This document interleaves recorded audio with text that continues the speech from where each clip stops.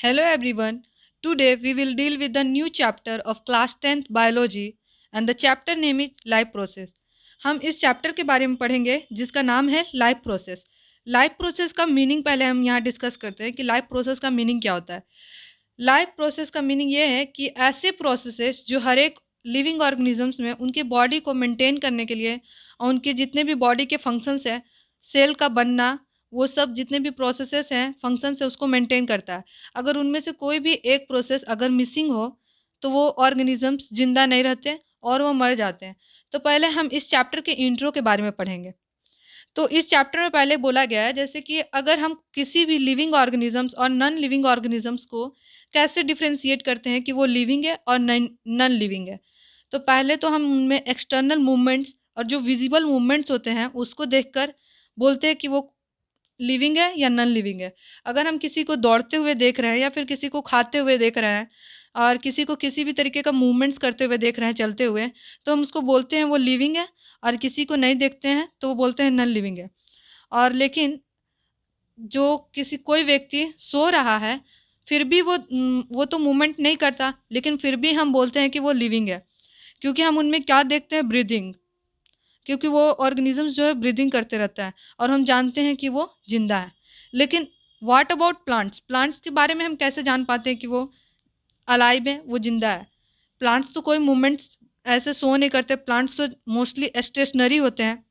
Then how do we know that they are alive? हम में से कुछ लोग बोलेंगे कि वो ग्रीन होते हैं और वो इसलिए अलाइव हैं, लेकिन कुछ कुछ जो प्लांट्स होते हैं वो उनका लीव्स जो होता है ग्रीन नहीं होता है। लाइक उनका लीव्स कभी कभी येलो होते हैं, कभी ब्राउन होते हैं। तो कुछ लोग बोलेंगे कि वो ग्रो करते हैं टाइम टू टाइम, इसलिए वो अलाइव हैं। In other words, we tend to think of some sort of movement, either growth related or not, as common evidence for being alive. तो हम लोग जो होता है कॉमनली ये सोचते हैं कि जिनमें मूवमेंट होता है किसी भी तरीके का, या तो ग्रोथ रिलेटेड हो या फिर ग्रोथ रिलेटेड ना हो, लाइक रिस्पॉन्सेज रिलेटेड हो, जैसे कि सनफ्लावर जो होते हैं वो सन के लाइट के तरफ टर्न हो जाते हैं। तो ये ग्रोथ रिलेटेड मूवमेंट नहीं है, लेकिन एक तरीके का मूवमेंट है। तो हम देखते हैं, अगर किसी भी तरीके का मूवमेंट को देखते हैं तो हम बोलते हैं कि वो अलाइव है। But a plant that is not visibly growing in is still alive, and some animals can breathe without visible movement. और कुछ कुछ एनिमल्स हैं जो ब्रीथ भी करते हैं, सांस भी लेते हैं, लेकिन उनमें मूवमेंट नहीं दिखता, लेकिन फिर भी वो अलाइव होते हैं। इसलिए ये बोला जा सकता है कि विजिबल जो मूवमेंट है उसे हम डिफाइनिंग कैरेक्टरिस्टिक नहीं लिख सकते लाइफ का। क्योंकि अगर डिफाइनिंग कैरेक्टरिस्टिक हम उसको लेंगे तो वो बहुत सारे एनिमल्स में वो अप्लाई नहीं होते हैं, और बहुत सारे अलग अलग लिविंग ऑर्गेनिजम्स वो अप्लाई नहीं होते हैं। तो हम जो डिफाइनिंग कैरेक्टरिस्टिक्स है, जैसे विजिबल मूवमेंट्स को देखते हैं, कि विजिबल मूवमेंट के बेसिस पे हम डिटरमाइन करते हैं कि वो कोई ऑर्गेनिज्म लिविंग है या नहीं। वो डिफाइनिंग कैरेक्टरिस्टिक नहीं है, मतलब उसके बेसिस पे हम डिटरमाइन नहीं कर सकते कि कोई जो कोई भी चीज़ है वो लिविंग है एक चीज़ और एक लिविंग नहीं है। तो अब हम नेक्स्ट पैरा को पढ़ेंगे, that movements over very small scale will be invisible to the naked eye. Movements of molecules, for example, in this visible molecular movement necessary for life, if we ask this question to professional biologists, they will say yes. In fact, viruses do not show any molecular movement in them until they infect some cell, and that is partly why there is a controversy about whether they are truly alive or not. तो movement जो होते हैं बहुत बहुत ही small scale पे जो होते हैं वो बहुत ही इनविजिबल होते हैं हमारे नेकेड आइज से। मीन्स ऐसे ही खाली सिंपल आइज से हम उसे देख नहीं सकते, उन्हें माइक्रोस्कोप वगैरह से ही देखा जा सकता है। मूवमेंट जो होते हैं वो मॉलिक्यूल्स लेवल्स पे होते हैं, और ये जो इनविजिबल मूवमेंट्स होते हैं वो नेसेसरी होते हैं लाइफ के लिए। इनके बिना वो लाइफ मेंटेन नहीं हो पाता, और वो लिविंग ऑर्गेनिज्म, कोई भी लिविंग ऑर्गेनिज्म जिंदा नहीं रह पाएंगे विदाउट मॉलिक्यूलर मूवमेंट। और ये क्वेश्चन अगर हम प्रोफेशनल बायोलॉजिस्ट से पूछेंगे तो वो भी यही बोलेंगे। और इनफैक्ट वायरसेस जो होते हैं वो मोलिकुलर मूवमेंट नहीं दिखाते हैं जब तक वो किसी लिविंग ऑर्गेनिज्म या फिर किसी लिविंग सेल्स को इन्फेक्ट ना करें। इसलिए ये कंट्रोवर्सी है, ये भी बोला जाता है कि वायरसेस जो होते हैं वो ट्रूली अलाइव है या नहीं।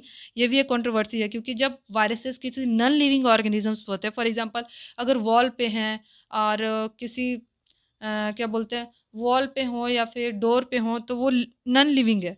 लेकिन जैसे ही वो किसी लिविंग सेल के अंदर इंटर करते हैं या फिर उसे इन्फेक्ट करते हैं तो वो मल्टीप्लाई होना और अपना नंबर इंक्रीज करना स्टार्ट कर देते हैं।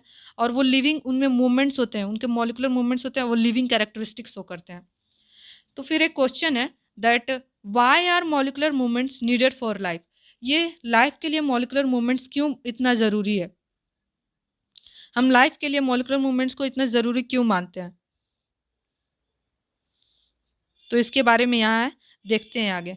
We have seen in earlier classes that living organisms are well organised structures.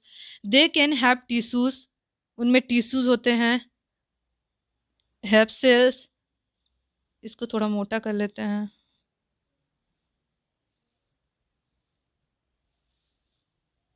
ये ज़्यादा हो गया।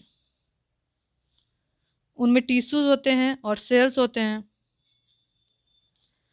फिर सेल्स है स्मॉलर कंपोनेंट्स इन देन, और सेल्स में भी कुछ कंपोनेंट्स होते हैं, जैसे कि हम बोलते हैं and so on. Because of the effects of the environment this organised order nature of living structure is very likely to keep breaking down over time. If order breaks down the organism will no longer be alive. अगर ये order break होता है तो living organisms जिंदा नहीं रहेंगे. So living creatures must keep repairing and maintaining their structures. Since all these structures are made up of molecules, they must move molecules around all the time. तो हम यहाँ बोलते हैं कि मॉलिक्यूलर मूवमेंट क्यों हमारे लाइफ के लिए इतना ज़रूरी है, जिंदा रहने के लिए क्यों ज़रूरी है। तो हम देखते हैं कि जितने भी लिविंग ऑर्गेनिजम्स हैं वो मल्टी सेलुलर हैं और क्या मल्टी सेलुलर हैं, और साथ ही साथ वो कम्प्लेक्स बॉडी डिज़ाइन है उनका।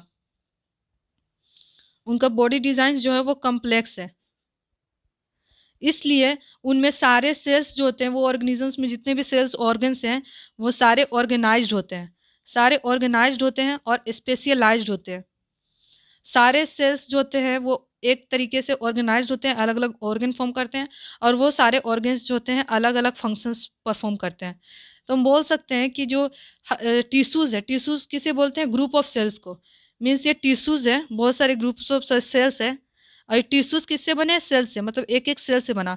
और ये सेल के भी अंदर बहुत सारे कंपोनेंट्स होते हैं, अलग अलग ऑर्गेनल्स होते हैं जो अलग अलग मॉलिक्यूल्स, मतलब प्रोटीन, कार्बोहाइड्रेट्स, कोई प्रोटीन से बना होता है, कोई कार्बोहाइड्रेट से बना है, कोई वाटर से बना है, तो अलग अलग मॉलिक्यूल से बना हुआ रहता है। और इन मॉलिक्यूल्स को मेंटेन करना बहुत ही ज़रूरी होता है, क्योंकि ये इन्वायरमेंटल इफेक्ट्स के कारण जितने भी हमारे शरीर में सेल्स के अंदर जितने भी प्रोटीन्स मॉलिक्यूल्स हैं, जितने भी ऑर्गेनल्स हैं जो कार्बोहाइड्रेट्स, प्रोटीन्स, फैट्स, वाटर ये सब बने हैं, वो डैमेज होते जाते हैं। और अगर ये इन्हें डैमेज ही छोड़ दिया जाए तो लिविंग ऑर्गेनिजम्स मर सकते हैं। तो इन्हें टाइम टू टाइम इन्हें रिपेयर करने का ज़रूरत पड़ता है। ब्रेकडाउन होते हैं एंड ऑर्गेनिजम्स जिंदा नहीं रहेंगे। सो इन्हें रिपेयर करने का और इन्हें मेंटेन करने का ज़रूरत रहता है। इसलिए जितने भी स्ट्रक्चर्स होते हैं वो मॉलिक्यूल्स से बने हुए हैं, और इसलिए उनमें हमेशा मॉलिकुलर मूवमेंट्स होते रहता है, क्योंकि जितने भी मॉलिक्यूल्स हैं उनमें, सेल्स के अंदर जितने भी मॉलिक्यूल्स हैं उनमें केमिकल रिएक्शंस होते रहते हैं, जिससे जाके सेल्स बनते हैं, फिर सेल्स से जाके टिश्यूज़ बनते हैं, फिर टिश्यूज से जाके ऑर्गन्स बनते हैं, फिर ऑर्गन्स जाके organ system, and finally organ system से जाके इंडिविजुअल बनते हैं। ऑर्गन सिस्टम होता है, फिर ऑर्गन सिस्टम से क्या होते हैं, इंडिविजुअल बनते हैं, और वो इंडिविजुअल जाके कम्युनिटी बनाता है, इससे पॉपुलेशन बढ़ते हैं और इससे लिविंग ऑर्गेनिजम्स जिंदा रहते हैं। तो वो उनके अंदर जो मूवमेंट हो रहा है वो मॉलिक्यूलर लेवल पे मूवमेंट होता है। हर एक मॉलिक्यूल्स, सेल के अंदर बहुत सारे मॉलिक्यूल्स है, हर एक मॉलिक्यूल्स अपने अपने लेवल पे, हर एक मॉलिक्यूलर लेवल पे मूवमेंट होते रहता है, और उनके अंदर में बहुत सारे केमिकल रिएक्शंस होते रहते हैं। इसलिए केमिकल मूवमेंट, जो मॉलिक्यूलर मूवमेंट होता है हमारे सेल के अंदर, वो हम देख नहीं पाते हैं, और ये हर एक लिविंग ऑर्गेनिजम्स को जिंदा रहने के लिए, उनके सेल्स को बनाने के लिए, रिपेयर करने के लिए, और उनके जितने भी लाइफ हैं, उनके लिविंग क्रिएचर्स के लाइफ को मेंटेन करने के लिए बहुत ही ज़रूरी है। अगर ये एब्सेंट हो गए, इनमें से कोई भी प्रोसेसेस जो मॉलिक्यूलर्स के फॉर्मेशंस और सेल्स के रिपेयरिंग्स में हेल्प करता है, जैसे कोई भी प्रोसेस अगर मिसिंग हुआ तो लिविंग ऑर्गेनिजम्स जो होंगे वो डेड हो जाएंगे, और उनका जितने भी लिविंग ऑर्गेनिजम्स है उनका सारा फंक्शनिंग रुक जाएगा। तो आगे ये है कि that what are the maintenance processes in living organisms. तो आगे हम ये पढ़ेंगे जितने भी मेंटेनेंस प्रोसेसेस हैं जो ज़रूरी हैं सेल्स को रिपेयर करने के लिए और उनको बनाने के लिए, उन प्रोसेसेस के बारे में पढ़ेंगे जो हेल्प करते हैं, मॉलिक्यूलर मूवमेंट्स होते हैं उनमें, और जितने भी सेल्स हमारे बॉडीज से डिस्ट्रॉय होते हैं, डेड होते हैं, उनको फिर से बनाने में और हमारे शरीर के जितने भी फंक्शंस हैं उसको मेंटेन करने में हेल्प करते हैं। तो चलिए इस चैप्टर के फर्स्ट टॉपिक की तरफ बढ़ते हैं जिसका नाम है what are the life process. इनमें फर्स्ट टॉपिक में पूछा गया है कि लाइफ प्रोसेस क्या है। इसे हमने पहले डिस्कस किया है, तो हम इसे पहले थॉरली पढ़ते हैं फिर इसे समझते हैं कि ये है क्या। तो the maintenance functioning of living organisms must go on even when they are not doing anything particular. ये इसमें बोला जा रहा है कि जो मेंटेनेंस प्रोसेसेस होते हैं लिविंग ऑर्गेनिजम्स को मेंटेन करने का, मतलब सेल्स का ब्रेकडाउन हो रहा है, सेल्स का ब्रेकडाउन हो रहा है, फिर सेल्स को बनाने का, मतलब सेल्स फॉर्मेशन का जो प्रोसेस चलता है उसे मेंटेनेंस प्रोसेस बोलते हैं। तो जो मेंटेनेंस प्रोसेस है वो हमेशा चलते रहता है जब इंसान या फिर कोई लिविंग क्रिएचर्स कुछ भी काम नहीं करता, फिर भी यहाँ तक कि वो जब सोया हुआ होता है, जब वो सोया हुआ रहता है कोई भी लिविंग क्रिएचर्स, फिर भी उसके अंदर में ये फंक्शनिंग्स होते रहते हैं। Even if we are just sleeps this maintenance job has to go on. तो फिर ये लाइफ प्रोसेस का यहाँ डेफिनेशन है दैट लाइफ प्रोसेस का डेफिनेशन है that the process which together perform this maintenance job are life process. मतलब हमारे शरीर में, हमारे लिविंग ऑर्गेनिजम्स में जितने भी प्रोसेस हैं जो एक साथ मिलकर ये मेंटेनेंस जॉब को, यानी कि सेल्स को रिपेयर करने का, सेल्स के फॉर्मेशंस के जो मेंटेनेंस जॉब है उसको करता है, जितने भी प्रोसेस है सब एक साथ मिलकर वो प्रोसेस को परफॉर्म करते हैं, उसे लाइफ प्रोसेस बोला जाता है। यहाँ तक तो ठीक है, अब आगे बढ़ते हैं। नेक्स्ट पैरा में हमारा ये है that since this maintenance processes are needed to prevent damage and break down. ये जो मेंटेनेंस प्रोसेस होते हैं डैमेज को और ब्रेक डाउन को रोकते हैं, और एनर्जी जो उनमें ज़रूरत पड़ती है उनको, and break down energy is needed from them. और इस प्रोसेस को मेंटेन करने के लिए, ब्रेक डाउन्स जो है और डैमेज को प्रिवेंट करने के लिए, ताकि हमारे शरीर में न्यू न्यू सेल्स बना के इन्हें मेंटेन करते हैं, इसके लिए एनर्जी की ज़रूरत पड़ती है। And this energy comes from outside the body of the individual organisms. और इसमें जो एनर्जी की ज़रूरत पड़ती है वो हमारे इंडिविजुअल ऑर्गेनिजम्स जो हैं उनके बॉडी से बाहर से वो एनर्जी लिया जाता है इन द फॉर्म ऑफ, वो हम लोग सब जानते हैं कि किस फॉर्म में लिया जाता है, in the form of food. बोला जाता है so there must be a process to transfer a source of energy from outside the body of the organisms which we called food. जो बाहर से हम लेते हैं, फूड लेते हैं, और उनको ट्रांसफ़र करने का ज़रूर कोई ना कोई एक सोर्स होना चाहिए और एक प्रोसेस होना चाहिए। There must be a process होना चाहिए जिससे हम जो एनर्जी का सोर्स है बाहर से जो हम फूड ले रहे हैं उनको ट्रांसफ़र किया जाए लिविंग ऑर्गेनिजम्स के अंदर में।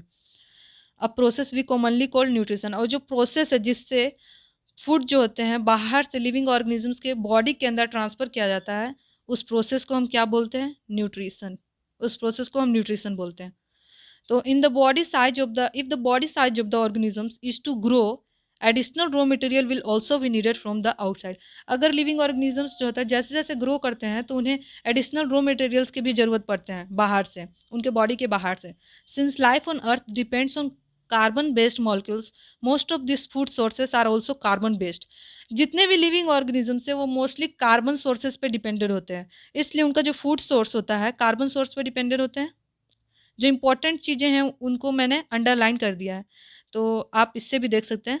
तो जो जितने भी लिविंग ऑर्गेनिजम्स है, ऑर्गेनिक चीज़ें हैं, वो कार्बन बेस्ड मॉलिक्यूल्स होते हैं, इसलिए जो फूड सोर्स होता है वो भी कार्बन बेस्ड ही होते हैं mostly. And depending on the complexity of these carbon sources, different organisms can then use different kinds of nutritional process। और complexity of this carbon sources मतलब अलग अलग तरीके के फूड होते हैं, तो जितने जैसे जैसे कम्प्लेक्स फूड्स होंगे, जैसे कम्प्लेक्स ऑर्गेनिजम्स होते हैं, तो उनके बेसिस वो अलग अलग तरीके के न्यूट्रिशनल प्रोसेस को अडोप्ट करते हैं। तो अब नेक्स्ट पैरा हम पढ़ेंगे that the outside sources of energy could be quite varied. और जो हम बाहर से जो एनर्जी लेते हैं, फूड्स लेते हैं, तो वो अलग अलग तरीके के होते हैं। Since the environment is not under the control of the individual organisms. जितने भी हम एनर्जी बाहर से जो फूड लेते हैं वो अलग अलग तरीके के होते हैं, क्योंकि इन्वायरमेंट जो होते हैं सारे ऑर्गेनिजम्स इंडिविजुअल ऑर्गेनिजम्स के कंट्रोल में नहीं होते हैं, इसलिए different organisms different different sources of energies को यूज़ करते हैं। These sources of energy therefore needed to be broken down or build up in the body and must be finally converted to a uniform source of energy that can be used for the various molecular movements needed for maintaining living structures as well as to the kind of molecules the body needs to grow. तो जितने भी foods होते हैं वो सारे living organisms अलग अलग तरीके का फूड्स लेते हैं बाहर से, लेकिन जब वो उनके बॉडी में आता है तो उनके एक कॉमन फॉर्म में कन्वर्ट किया जाता है ताकि वो फाइनली यूज हो पाए बॉडी के द्वारा यूनिफॉर्म सोर्स ऑफ एनर्जी में, जिसे हम बोल सकते हैं यूनिफॉर्म सोर्स ऑफ एनर्जी में वो कन्वर्ट होते हैं and can be use for various molecular movements needed for maintaining living creatures को मेंटेन करने के लिए जो जरूरी होते हैं. For this a series of chemical reactions in the body are necessary. और ये इन्हें यूनिफॉर्म स्ट्रक्चर में यूनिफॉर्म सोर्स ऑफ एनर्जी में कन्वर्ट करने के लिए सीरीज ऑफ केमिकल रिएक्शंस होते हैं जो बॉडी को ज़रूरी होते हैं. Oxidising reducing reactions are some of the most common chemical means to break down molecules. और मॉलिक्यूल्स जो हमारे बॉडीज में फूड लेते हैं उनको तोड़ने के लिए और उन्हें एक कॉमन फॉर्म में कन्वर्ट करने के लिए जो सारे लिविंग ऑर्गेनिजम्स में कॉमन हो, क्योंकि सारे लिविंग ऑर्गेनिजम्स जो होते हैं वो फूड डिफरेंट डिफरेंट लेते हैं. जैसे कि कोई ऑर्गेनिजम्स जो होता है वो हेटरोट्रॉपिक होते हैं तो वो अपने से मतलब हेटरोट्रॉपिक होते हैं. कोई कोई ऑर्गेनिजम्स जो होते हैं कार्निवोरस होते हैं तो वो होते हैं ज़्यादातर वो नॉन वेज को खाते हैं, और कुछ हर्बीवोरस होते हैं जो वेज को खाते हैं. तो उनके खाने का स्टाइल, उनका सोर्सेज ऑफ एनर्जीज अलग अलग हैं, बट फाइनली उन्हें एक कॉमन फॉर्म में तोड़ा जाता है, बॉडी के अंदर ब्रेक डाउन किया जाता है और उन्हें कॉमन फॉर्म में कन्वर्ट किया जाता है ताकि वो उसे यूटिलाइज करें और अपना एनर्जी प्रोड्यूस कर सकें. For this many organisms use करते हैं oxygen source from outside the body. तो ऑक्सीडाइजिंग और reducing reactions are some of the most common chemical means to break down molecules. और वो जितने भी मॉलिक्यूल्स जो हम लोग बाहर से अलग अलग सोर्सेस लेते हैं एज ए फूड, तो उन्हें तोड़ने के लिए ऑक्सीडाइजिंग और रिड्यूसिंग रिएक्शंस जो है सबसे कॉमन रिएक्शंस है. ऑक्सीडाइजिंग और reducing reactions break down molecules. For this many organism use oxygen source from outside the body. वो ऑक्सीजन सोर्स का यूज़ करते हैं ताकि उसे तोड़ पाएं उस मॉलिक्यूल्स को. The process of acquiring oxygen from outside the body and to use it in the process of breakdown of food sources for cellular needs is what we call respiration.